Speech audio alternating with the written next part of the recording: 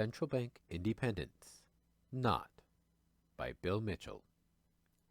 In Friday's Sydney Morning Herald, article Standoff as Prime Minister Warns on Rate Rises, by John Garnaut, it should become clear that the claim of central bank independence, paraded virtuously by neoliberals as the answer to the time inconsistency problem in economics, developed by Kinlan and Prescott 1977 and Barrow and Gordon 1983, is another Australian myth.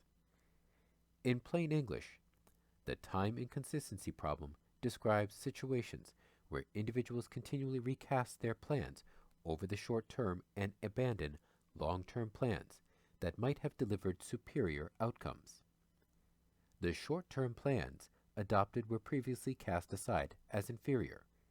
The problem with respect to public policy is that governments may be lured into these short-term choices to maintain popularity, even though they produce less benefits than if a long-term plan was maintained, albeit one that was politically unpopular.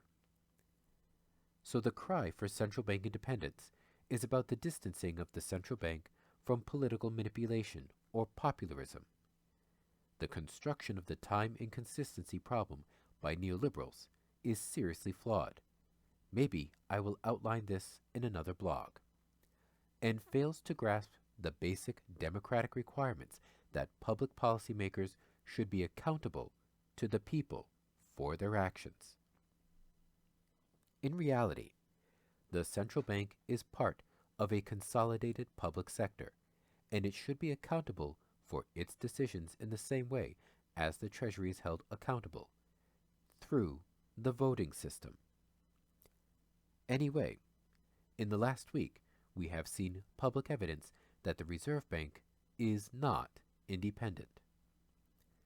Garnaut writes that Prime Minister John Howard fired a warning shot at the Reserve Bank on future interest rates rises yesterday, as the bank prepared borrowers for back-to-back rises. End quote. Wednesday's national accounts data that showed the GDP has barely grown in the last year has reinforced the notion that the RBA interest rate rise a few hours earlier was a nonsensical decision. Costello and Howard clearly know that if the RBA is not brought into line with their needs to portray themselves as sound economic managers, the wheels will fall off their claim that they are good economic managers.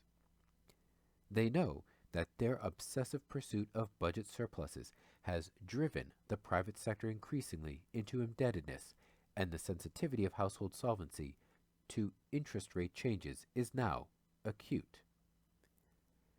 If the RBA proceeds to act as if it is independent and pursues its obsession of low inflation, even when there are no signs of any inflationary pressures, by pushing interest rates even higher, then mass bankruptcies in the private sector, including many aspirational conservative voters losing their homes, will definitely be the result.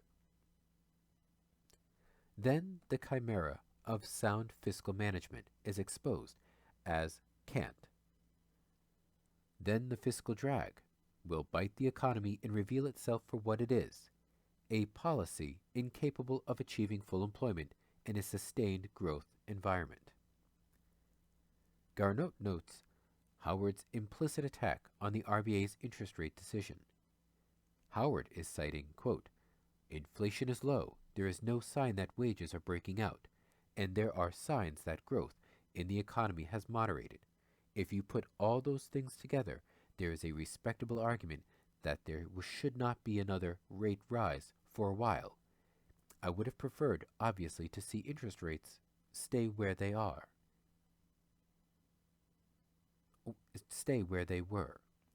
End quote. Immediately following the RBA rise in Wednesday, Treasurer Costello, quote, also played down the prospect of a further rate increase, saying Australians should not necessarily accept another rise in the near future. End quote. So much for the government not directly commenting on and attempting to influence RBA decisions. Of course, in my view, the RBA should never be allowed to conduct monetary policy independent of the mandate of the day.